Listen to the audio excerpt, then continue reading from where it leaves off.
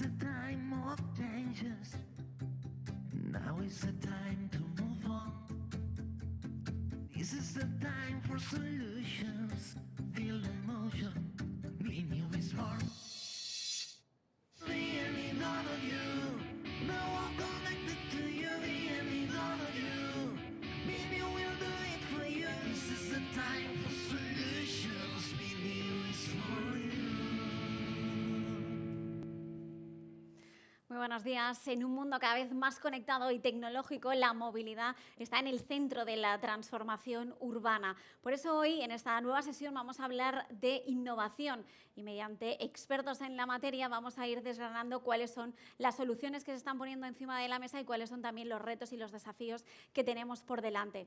Antes vamos a repasar algunos datos sobre cómo está la situación en este sentido. Se estima que para 2030 habrá más de 125 millones de vehículos conectados a nivel global, un dato que se dice pronto, y que el mercado de la movilidad aérea, también urbana, alcanzará un valor de 1,5 billones de dólares en las próximas 2 décadas. Este es el trabajo que hay por delante, estas son las cifras y las estimaciones.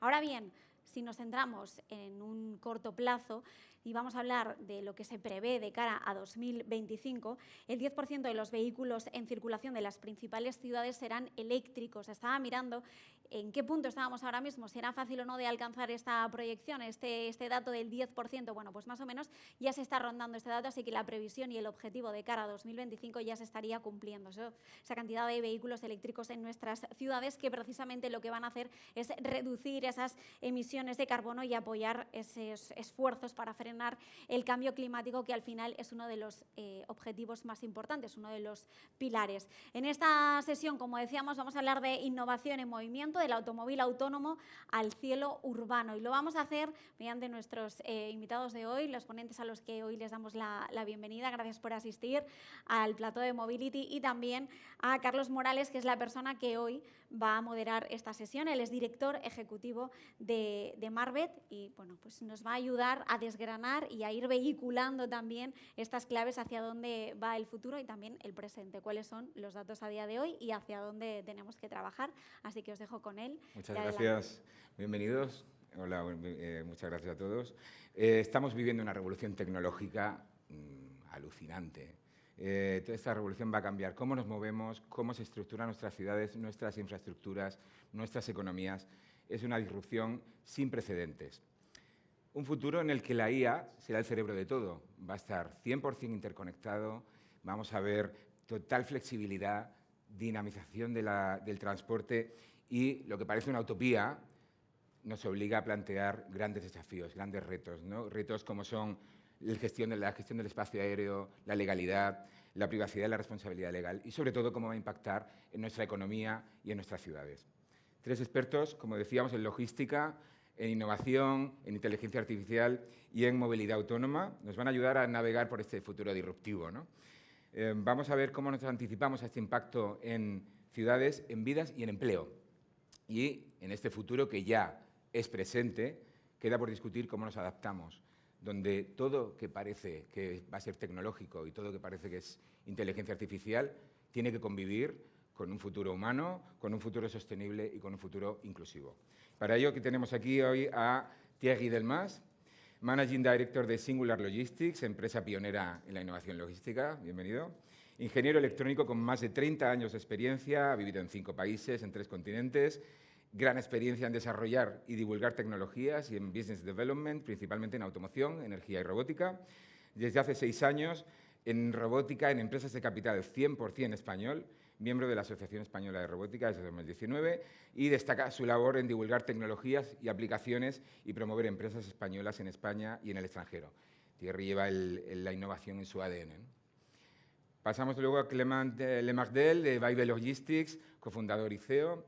Clement es gestor de proyectos de logística de última milla en Carnet, un hub de investigación sobre movilidad del futuro. Su trabajo de investigación se centra en el diseño y explotación de redes de distribución de mercancía en área urbana mediante el uso de robots autónomos de entrega. En 2022, Clement creó Vibe Logistics, una spin-off de la UPC, para acelerar este despliegue del robot autónomo ONA. Nominado también, mucha suerte, al premio a la mejor startup de movilidad. Bienvenido. Gracias. Y concluimos con Germán León, profesor del máster de IA de Elisava, experto en UX, de inteligencia artificial y fundador de Helvética Digital. Bienvenido. Gracias. Con formación en diseño de interacción en la Universidad de Umea y el MIT, Germán ha liderado innovaciones significativas en inteligencia artificial. Su empresa Gestos, pionera en visión por computadora, fue adquirida por Preact y ha sido destacada por Forbes por sus avances en interacción humano-tecnología. Su liderazgo visionario ha consolidado su posición como una figura influyente en la industria, integrando tecnología y diseño centrado en el ser humano. Bienvenido, Germán. Gracias. Me gustaría empezar con una pregunta para los tres. Realmente, ¿qué os emociona? Sois todos grandes innovadores, grandes tecnólogos, grandes creadores. ¿Qué os emociona de esta nueva revolución tecnológica del transporte, Thierry? Bueno, yo creo que la primera es que estamos en un momento en el cual podemos realmente mover cosas y podemos realmente analizar. Antes teníamos muchos sensores, teníamos muchas ideas, pero no podíamos hacer un conjunto. Hoy en día, con la inteligencia artificial, podemos realmente construir algo y ofrecer una solución. Yo creo que esa es realmente la parte más importante hoy en día de la inteligencia artificial. Muy bien. ¿Tema? Bueno, sí, un poco en esta línea, ¿no? Ahora tenemos por delante retos tecnológicos y retos científicos que no habíamos visto antes, y el poder de los datos, el poder de la computación va incrementando cada vez más. Entonces, bueno, yo como científico, ingeniero, creo que estos retos sí que son emocionantes. Muy bien. Germán. A mí me emociona muchísimo la idea, obviamente desde mi óptica de inteligencia artificial, el hecho de que estamos viviendo una especie de reset total, en la que la tecnología ha llegado a tales niveles que se ha democratizado y casi que todos los players pueden operar, pueden crear empresas, pueden generar nuevos modelos de negocio. Y esto tiene un componente muy interesante porque estamos viviendo el principio de una revolución que no sabemos a dónde irá. En el mundo de la movilidad, sobre todo, estamos enfrentándonos a una realidad que fue lo que hacía yo mucho en Gestos, que es la máquina se tiene que humanizar porque le estamos dando una gran importancia. Los aviones vuelan solos, los coches se conducirán solos, los aparatos logísticos operarán solos, los robots harán cirugías en sitios presentes sin la presencia humana. ¿Cómo hacemos para humanizar estas máquinas? Tenemos que darles una gran responsabilidad. Ahí viene lo emocionante. Esa es una de las claves, ¿no? Estamos dotando absolutamente a todo de inteligencia artificial. Parece que no haya otra salida que incorporar tecnología en prácticamente todos los estados de nuestra vida. Precisamente es ahí donde está el foco de la innovación. ¿Qué creéis? ¿Nos abocamos directamente a un futuro dominado por la inteligencia artificial? Y por otro lado, ya lanzamos directamente cómo serán los coches del futuro. Germán, por ejemplo. Adelante, adelante. ¿Qué me estás diciendo? Mira, esta pregunta es maravillosa y es el problema que tienen en este momento la mayoría de los OEMs. Los OEMs se enfrentan a un cambio de paradigma tremendo. Normalmente, hasta hace muy pocos años, el foco era la conducción. La máquina ideal, segura, asistida, y ahora nos movemos al coche autónomo. El coche autónomo hace que cambie el concepto de lo que es un coche como tal, porque ya no se trata de me muevo de A a B, se trata de cuál es la experiencia que vives dentro de este coche y si tiene sentido que se llame incluso coche, que cuál va a ser su función. Esto en un área que son el transporte urbano en general. Estamos viendo el fenómeno en ciudades donde ya casi que las flotas de coches están monopolizadas por operarios que tienen toda la distribución y el manejo de estos vehículos para que la gente no tenga ni que comprarlos. Vemos empresas como en la China, Lynk Co, que ya ofrece directamente un servicio de alquiler, no puedes comprar el coche. El futuro del médico, en vez de nosotros de ir al consultorio del médico, bueno, seguramente tendrá un pequeño coche que estará dotado con todos los elementos y será el mismo médico el que va a poder ir por las ciudades visitando a los pacientes. Y sucesivamente, estamos en un momento completamente distinto donde el modelo cambia. El problema es que cambia el paradigma social y las empresas tienen que ahora adaptarse a este nuevo paradigma social. Entonces, hay una morfología que no te la puedo ni explicar. Y esto tendrá muchos impactos en todos los niveles. Yo, como ciudadano, en Barcelona, digo, tengo una oferta de movilidad tremenda. Puedo coger la bicicleta, la motoneta, el bus, el metro, el taxi, bueno, cuando había Uber, el Uber. En fin, tengo tantas opciones de movilidad que casi que se vuelve un tema puramente logístico y al final terminas usando herramientas como inteligencia artificial para básicamente maximizar tu proceso. Pero al hacer eso sacas al factor humano de allí. Entonces, ¿qué pasa con todos los que están ahí dentro, ¿no? A los taxistas, los choferes de autobuses, los operarios de los metros, toda la cadena humana que está atada a esta cadena de logística que se va a maximizar, y es inevitable. Es inevitable porque vivimos en un mundo capitalista donde vemos que es mucho más eficiente y mejor. Empezamos con la premisa de que el coche inteligente salva vidas. Ahora tenemos que darnos cuenta que al salvar vidas, pues sacamos el factor humano. ¿Qué hacemos con los demás? ¿Qué hacemos con los demás? Y Clement, tú como académico, ¿no? Como estudiante, quizá el que más teoría puede aportar a la mesa, ¿cómo ves este futuro, realmente este futuro de movilidad? ¿Cómo crees que va a evolucionar el transporte terrestre aéreo en base a tus predicciones, ¿no? Bueno, yo creo que el coche autónomo será compartido, o sea que tenemos que repensar también la manera que nos movemos por las ciudades, porque al final ahora tenemos problemas de congestión, problemas de congestión, problemas de contaminación, que un coche autónomo no te va a solucionar nada los problemas de congestión. El problema es que hay muchas ciudades con muchos coches y un coche autónomo no le va a solucionar, yo creo. Entonces tenemos que también incorporar el modelo del coche autónomo en nuevas formas de movilidad, como el coche compartido, que yo creo que tiene más sentido. Además, hay estudios que tienden a demostrar, por ejemplo, que el coche autónomo aumentará e incrementará las distancias recorridas, porque tú al final como usuario puedes estar en el coche viendo una serie, leyendo, durmiendo. Entonces, por lo mejor el commute, o sea, la distancia entre tu trabajo y tu domicilio podrá incrementar. Entonces, yo creo que tenemos que pensar que tenemos que incorporar el coche autónomo en la movilidad en general y no implementar esta tecnología por sí. Entonces, es también una reflexión a nivel global de cómo integramos para que la movilidad sea mejor. Ahí está. Y creo que la logística aquí tiene muchísimo que ver, ¿no? Toyota acaba de invertir 500 millones, además de otros tantos que había invertido anteriormente, en una startup de aerotaxis. No es un futuro lejano lo que estamos hablando, es un futuro presente, es un ya. ¿Qué avances, Thierry, creo que desde tu punto de vista de logística, qué avances serán necesarios en las ciudades para que el transporte autónomo sea una realidad? Bueno, retomando el tema del coche y del fabricante, los fabricantes hoy en día se encuentran, yo creo, 3 retos muy importantes. El primero es un reto del tipo de propulsión, que hoy en día es de combustión interna y pasará muy rápidamente a ser eléctrico o de hidrógeno o otro, ya veremos. El segundo es mero tema de la propiedad. Yo no sé si quiero un coche siempre el mismo, voy a necesitar para el fin de semana otro tipo de coche. En conclusión, voy a necesitar un coche más grande, un coche más pequeño, un 4x4. Y también otro tema que es la conducción autónoma. O sea, los OEM, como los tenemos hoy en día, tenemos que imaginar que serán empresas mucho más fluidas que irán sobre otros niveles. Y conclusión, evidentemente, un tercer nivel que vemos es el nivel vertical, y donde tenemos una posibilidad infinita de utilización de volumen. En conclusión, esos son los 3 retos que tienen los OEM delante suyo. Luego, tenemos que considerar también otro tema, me parece muy importante. Nos gusta tener algo en propiedad, y esto va exactamente en contra a la movilidad. Un coche habitualmente se utiliza 3% del tiempo. Está parado 97% del tiempo.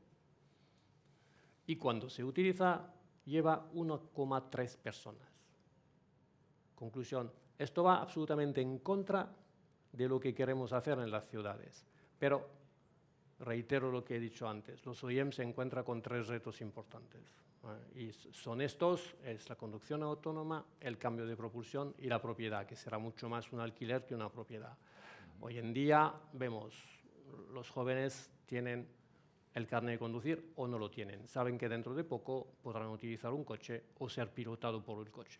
Conclusión, esto no es necesariamente la necesidad de tener un coche yo, puedo alquilarlo. Y conclusión, la evolución de los OEM será mucho más fluida y mucho más genérica de lo que pensábamos. Esto influirá también, por supuesto, en el medio ambiente, en la sociedad, en las economías.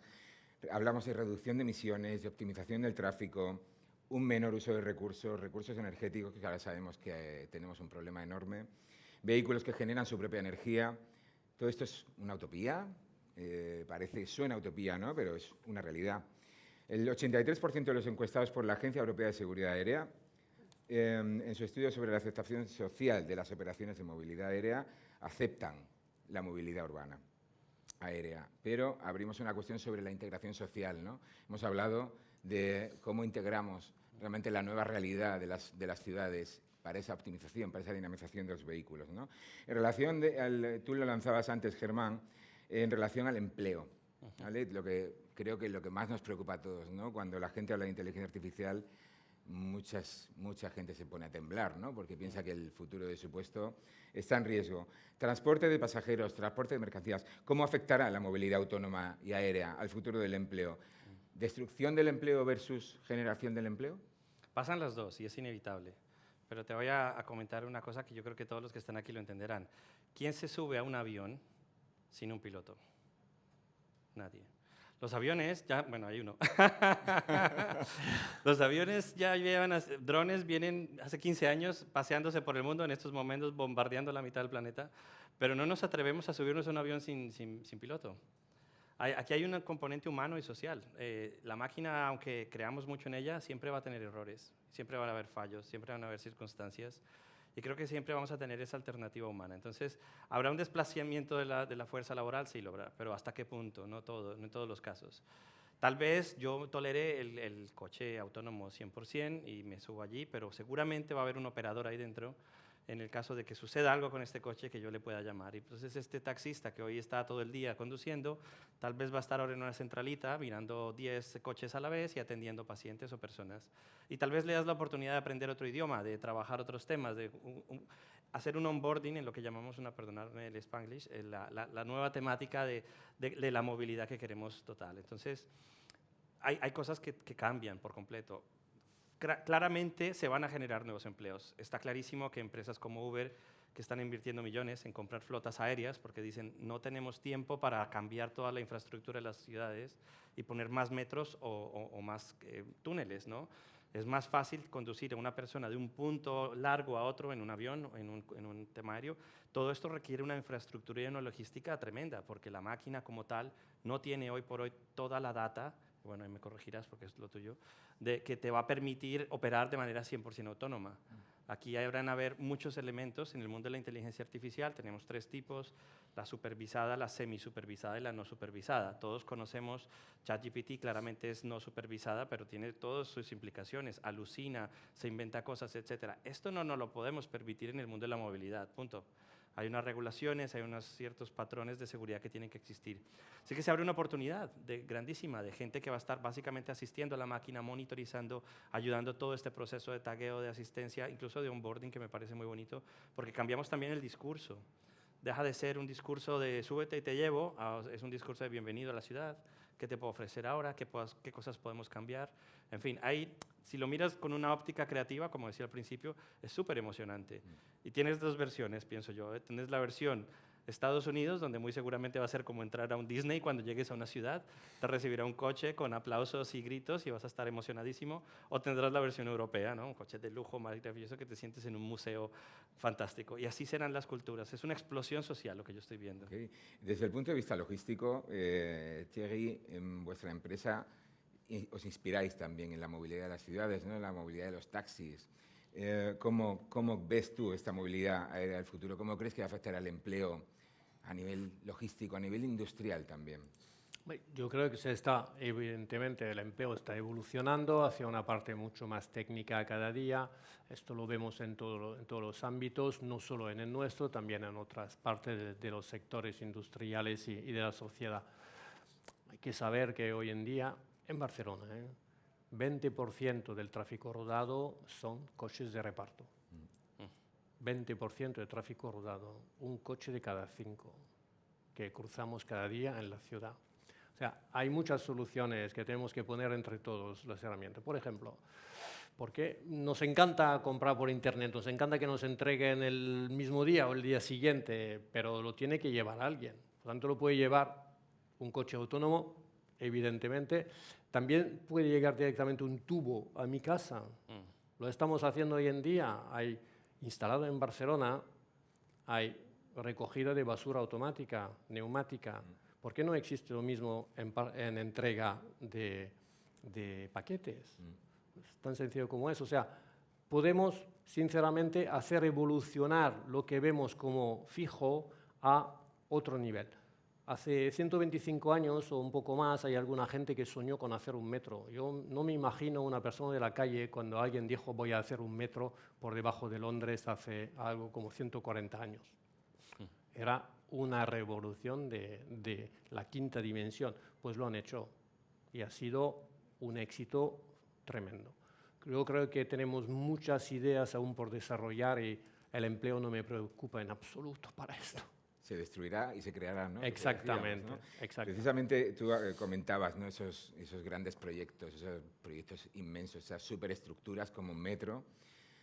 Esta superestructura que es la movilidad autónoma, la movilidad aérea autónoma, requiere también de una supraestructura. Una supraestructura que tiene que ser capaz de gestionar miles, millones, trillones de datos.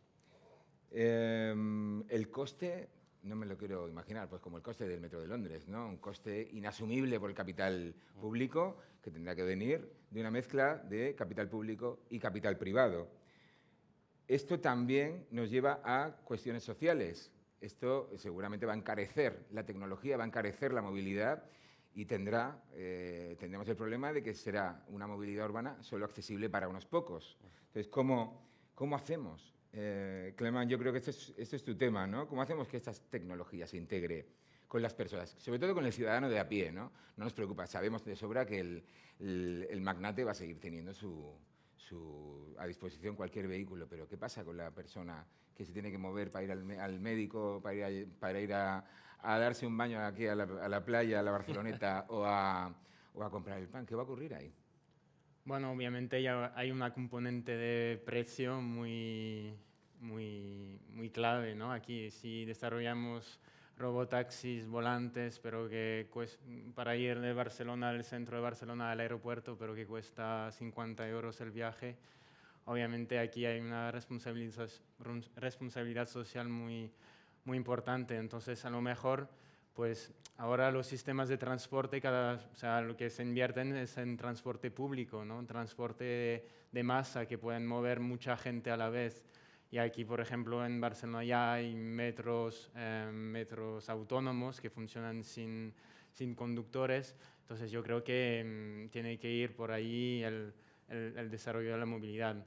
Después, en el tema de robotaxis, también seguramente es una solución para zonas menos accesibles o zonas más rurales, que aquí hay un tema político también de promocionar el territorio en su conjunto, no solo las ciudades, que hablamos de movilidad urbana porque es donde se concentran también la mayoría de la gente, pero también tenemos que pensar en zonas menos accesibles, con más en las montañas, etcétera, y donde ahí sí que la tecnología puede tener un impacto importante.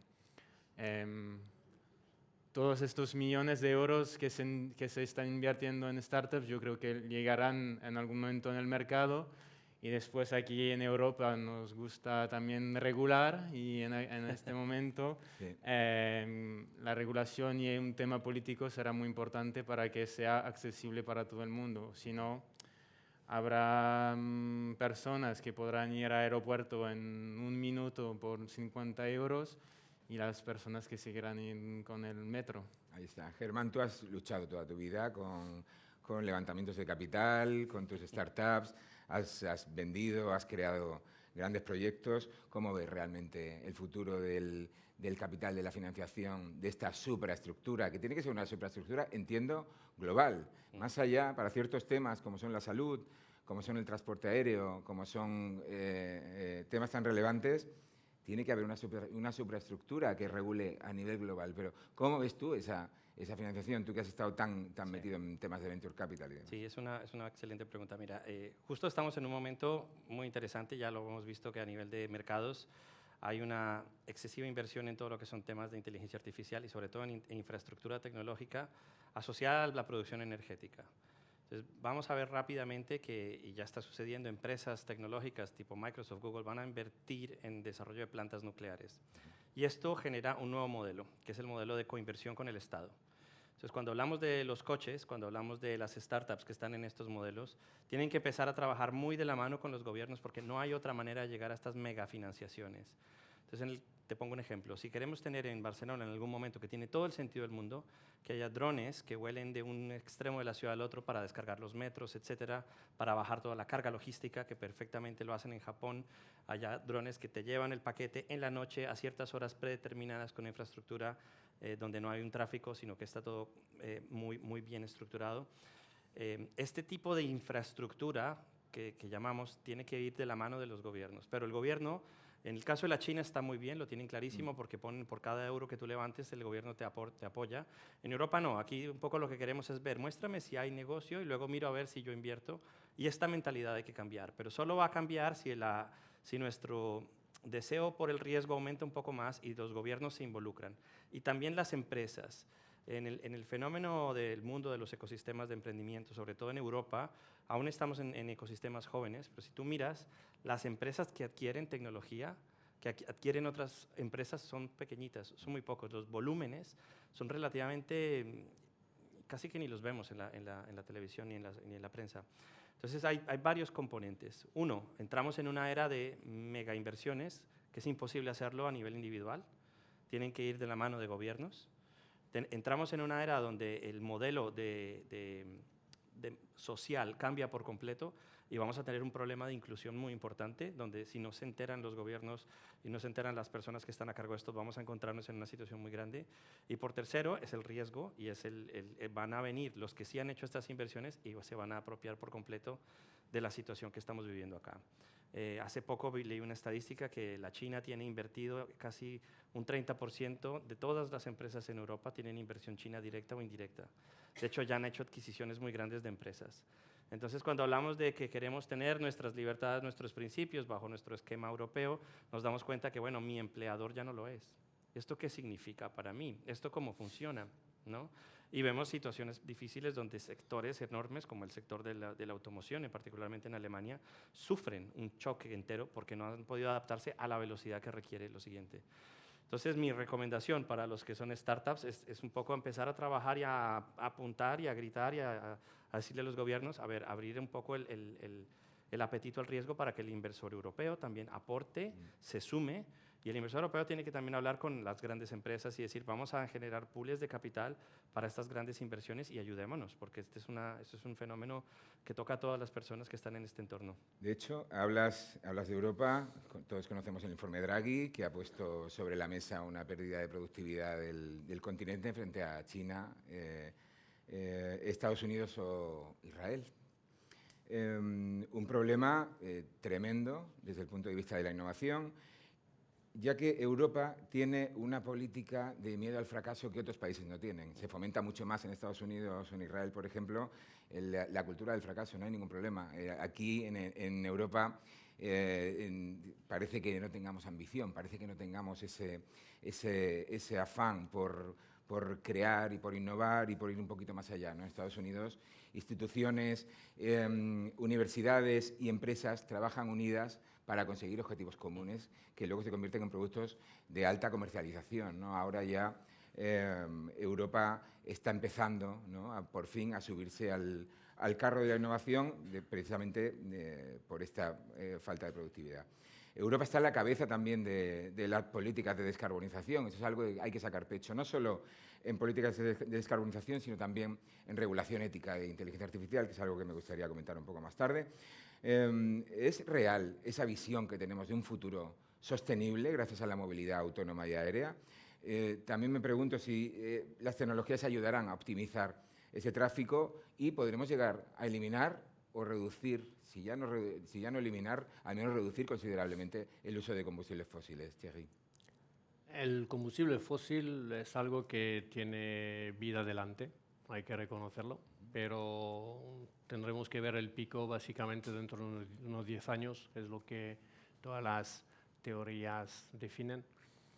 Pero quisiera ir un poco por otro lado y cojo el punto de España. España durante el primer trimestre de este año tuvo 58% de producción eléctrica a base renovable, hidráulico, solar y viento. Si añadimos la nuclear, yo soy francés, tengo que reconocerlo, esto suma 77%, lo que significa más de 3/4 partes que no son fósiles. Y esto nos da que pensar que podemos hacer muchísimas cosas no fósiles. Yo le veo muchísimo futuro. Además, quisiera añadir otro punto. El hidrógeno nos ayudará, yo creo que también muchísimo. Hay que cambiar tantas cosas dentro de un motor porque la molécula de hidrógeno es muy fina y, conclusión, no se puede tratar como un motor de combustión actual, pero también nos hará ganar algo dentro de la ciudad que el ciudadano desea, es menos ruido. Hoy en día tenemos muchísimos vehículos que se quedan en la ciudad, no se mueven en absoluto, que hacen muchísimo ruido. Dígase un autobús, dígase un coche de recogida de basura. Y eso es algo que nos molesta intensamente. Cuando tenemos una flota de vehículos de hidrógeno, de vehículos eléctricos, tendremos únicamente el ruido de rodamiento.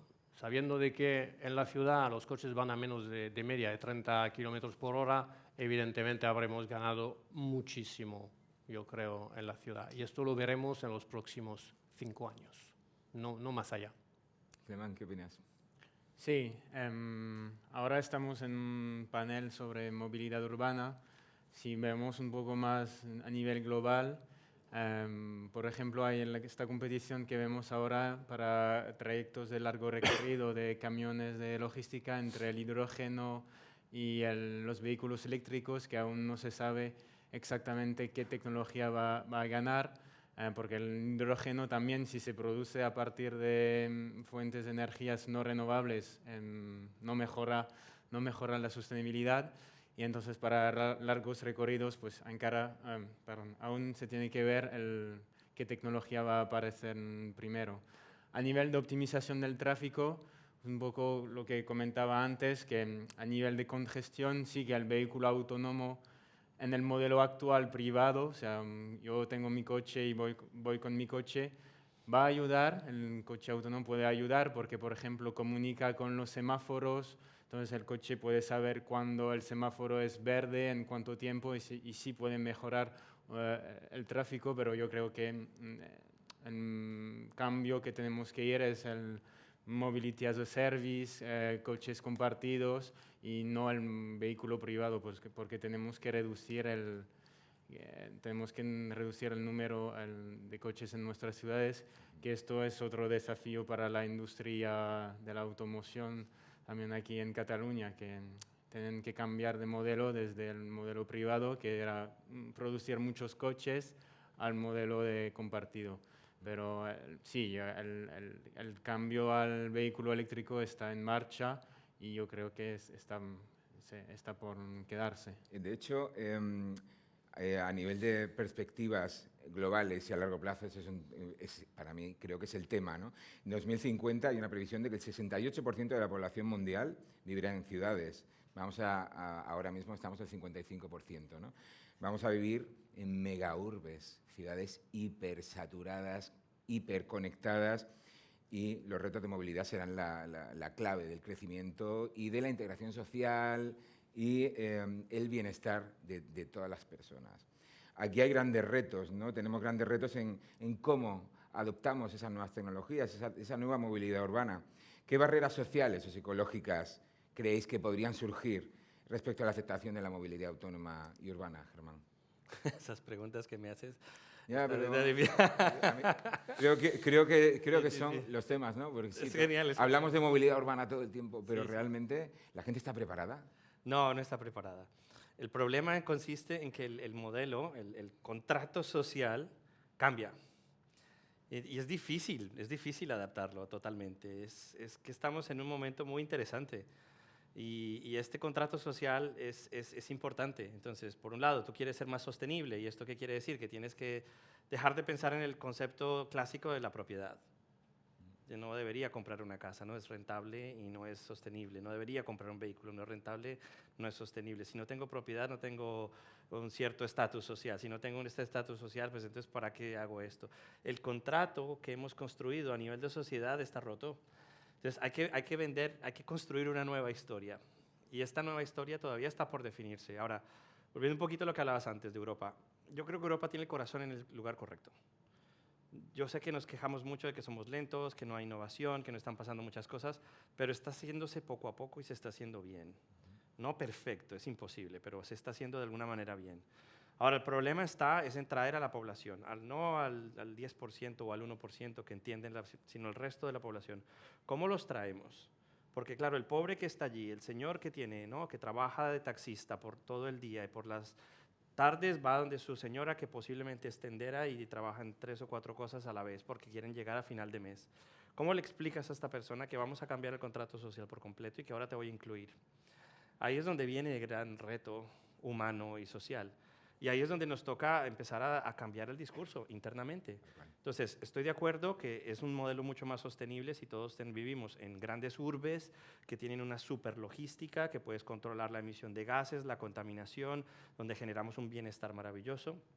Pero ¿cómo incluimos a toda la cadena para que esto no se vuelva en una torre de Babel que va a explotar en algún momento con grandes situaciones ¿Cómo sociales? creéis que podemos afrontar esto desde la educación pública? O sea, ¿no creéis que esto debería empezar ya desde los niños que están ya en el colegio? De decir, chicos, vais a enfrentaros a esta realidad en el corto plazo. Cleman, tú que estás ahora mismo doctorando, ¿no? Bueno. En la Escuela de Caminos de la UPC, creo que tiene mucho que decir de cómo la educación puede ayudar a que se integre socialmente mucho más un concepto tan complejo como la movilidad autónoma y la movilidad aérea autónoma, ¿no? Sí, bueno, desde la UPC hace unos años después de la pandemia se implementó un nuevo máster con el objetivo de formar a profesionales, que yo creo que es una de las vías por las cuales podemos ir, formar nuevos profesionales que están más preparados para gestionar, planificar la movilidad.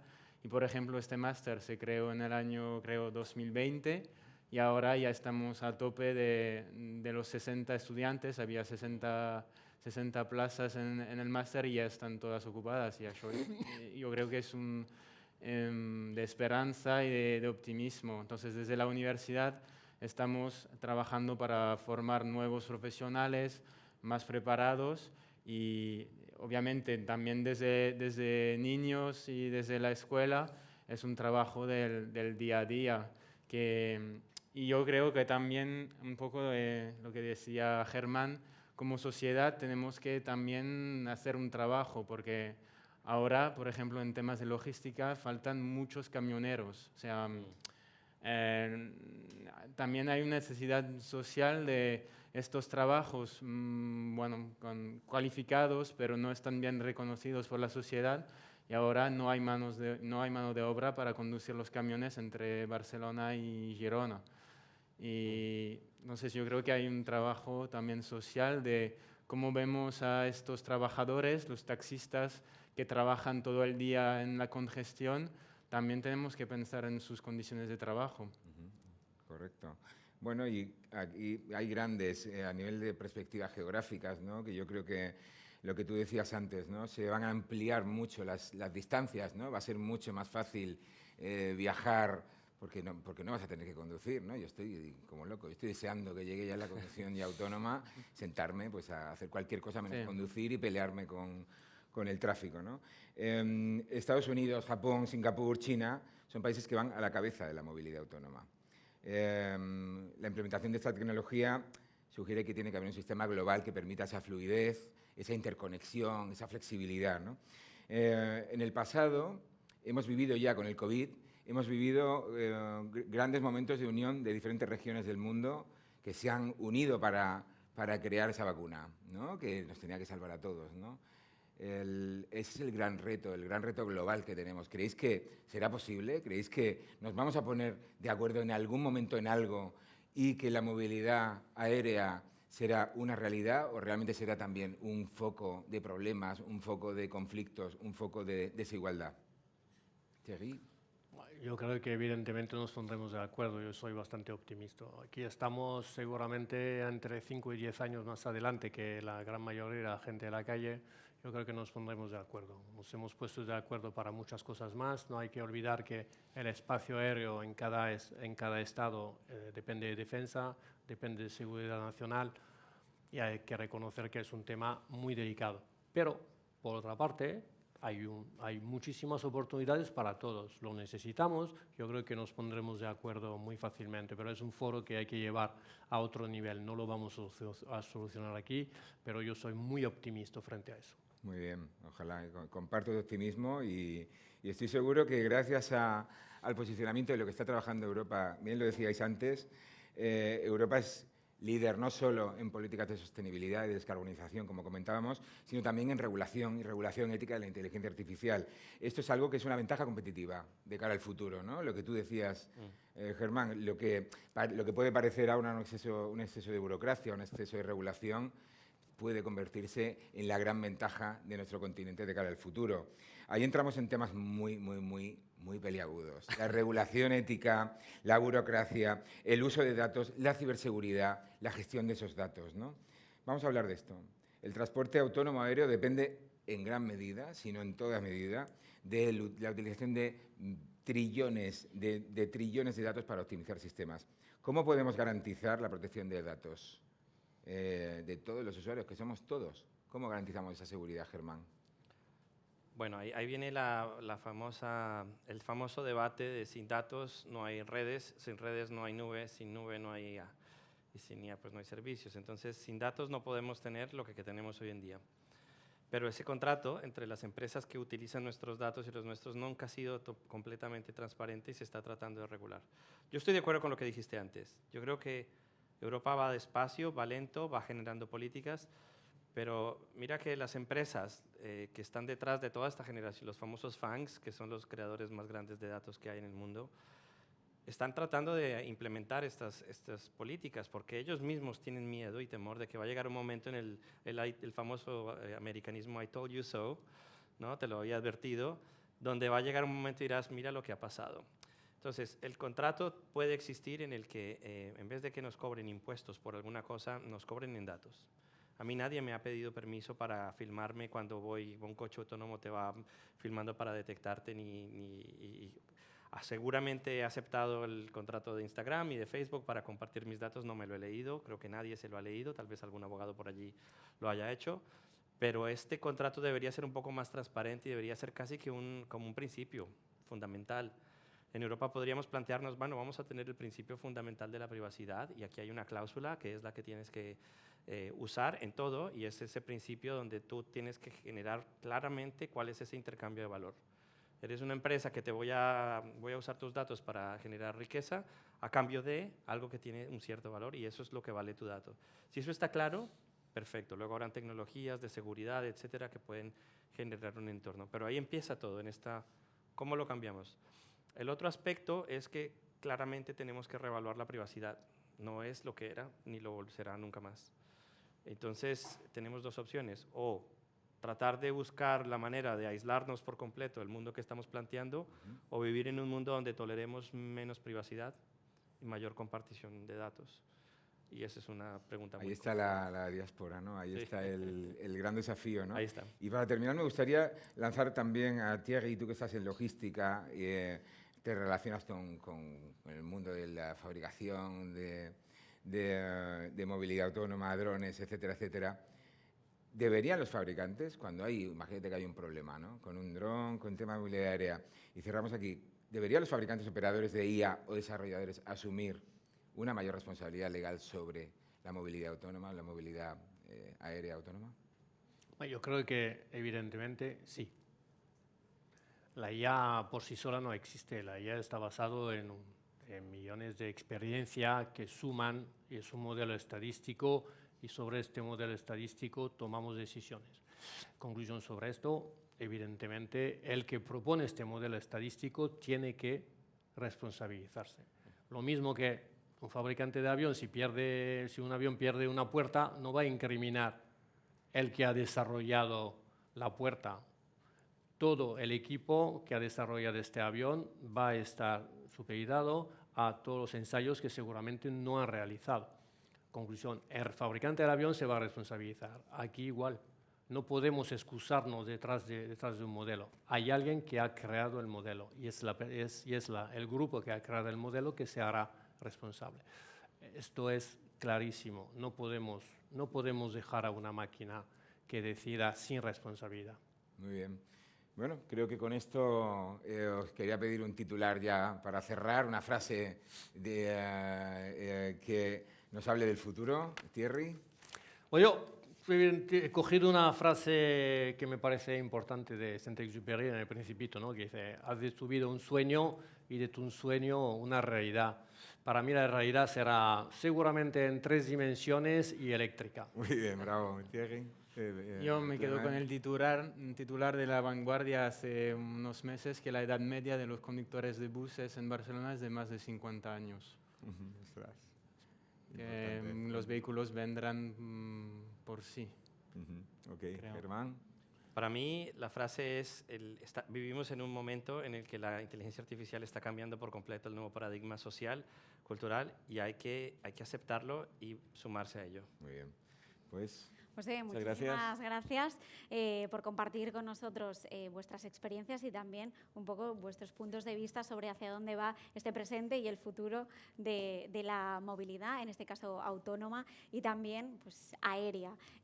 Importante me ha parecido también cómo hablabais de los datos, esos trillones de datos que decías, grandes volúmenes, que en otras sesiones también decían, bueno, y esos datos se tienen que poder compartir para que podamos avanzar y que, bueno, pues tanto a nivel público como a nivel privado, si estamos hablando de coches autónomos, podamos obtener esos datos para informar también a los conductores de el obstáculo que puedan tener en la carretera o el cambio que pueda haber en esta gestión del tráfico, ¿no?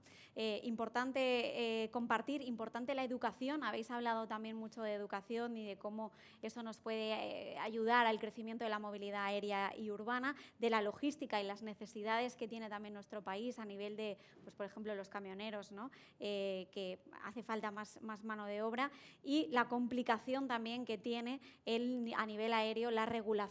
Decía Thierry pues, que él es optimista, así que veremos si esas regulaciones también van avanzando entre países y esto permite ese crecimiento. Sin más dilación, Carlos, muchísimas gracias por moderar esta sesión y a vosotros por acompañarnos y nosotros pues seguimos en la siguiente sesión, así que no se vayan y gracias por acompañarnos una vez más en el Plató de Mobility. Fabricamos talento, fabricamos innovación y, cómo no, sostenibilidad. Fabricamos una nueva economía y un mundo nuevo, en 3D, por supuesto. Pero sobre todo, fabricamos futuro. Y es que fabricamos empleo para más de 137.000 trabajadores. Fabricamos oportunidades globales de negocio en un espacio de más de 10 millones de metros cuadrados. Y fabricamos servicios de vanguardia y ventajas competitivas para más de 175 empresas. Consorcio de la Zona Franca. Fabricamos oportunidades para tu futuro. Bienvenidos a The Factory Barcelona, la fábrica de talento, de tecnología, de innovación y, por supuesto, de Barcelona. Y es que The Factory consolida a Barcelona como la capital europea de la industria 4.0, de la digitalización, de la transformación, creando en la ciudad 1.500 puestos de trabajo directos y 5.000 indirectos, cerca del metro, del puerto y del aeropuerto, e impulsada por el Consorci de la Zona Franca de Barcelona. Barcelona Activa et connecta quan busques feina o formació, quan vols emprendre o impulsar el teu negoci. Connecta amb Barcelona Activa i aconsegueix els teus reptes professionals. Descobreix com a barcelonaactiva.cat. Barcelona means relaxing. It means flying. Barcelona means discovering. It's sharing. Barcelona means touching the sky. Barcelona means stopping time. Barcelona is life. It's love. Barcelona is unique. It means countless likes. Which Barcelona do you know? Discover them all at barcelonaismuchmore.com.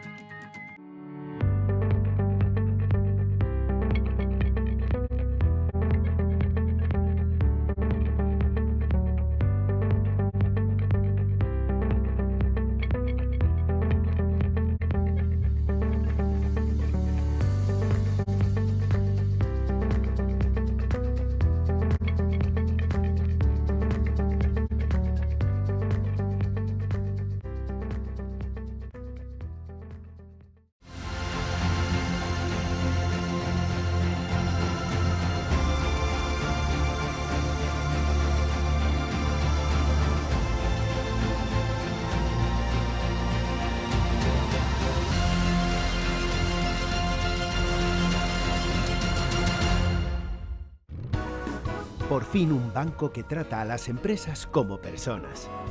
Ibercaja, el banco del vamos. Más de 314 millones de pasajeros han pasado por los aeropuertos del Grupo Aena en España y en el mundo. Un 23% más que en 2019, antes de la pandemia y anterior récord, y un 16% más que en 2022. En Aena hemos vuelto a demostrar que los nuestros son los aeropuertos más seguros, eficientes, sostenibles y acogedores del mundo, catalizadores de la economía y el turismo. Aena, aeropuertos para ti.